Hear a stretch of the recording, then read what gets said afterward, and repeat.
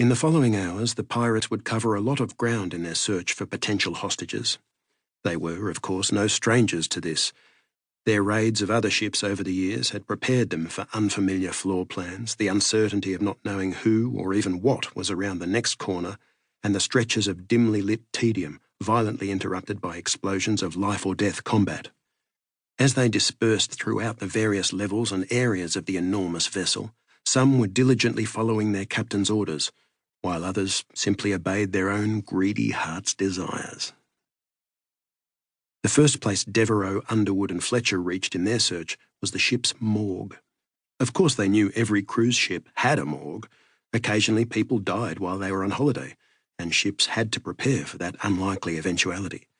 And of course they knew that this morning the Symphony's morgue would be dark, lit only by the sickly reddish glow of the empty ship's worklight.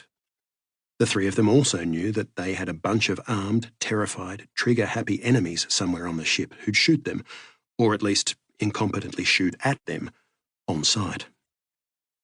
These three pirates were rational adults. They were tough professionals, and they knew all of these things.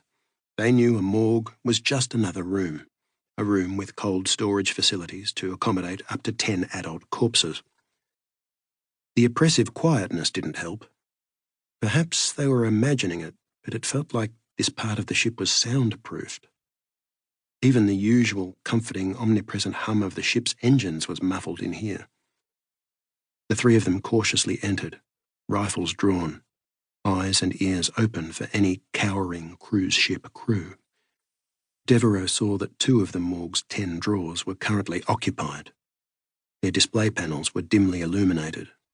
She walked over to the first one and read, "Name, Anton Vickers. Age, 24. Hair, brown. Eyes, hazel." Devereux pressed the button to open the drawer. She wasn't sure why she did that. Disbelief? Fear? Morbid curiosity? It slid open to reveal a young man in the dapper white uniform of an entry-level deck rating. Fletcher read the display panel on the next drawer. Name, Tanya Stupek. Age, 38. Hair, blonde.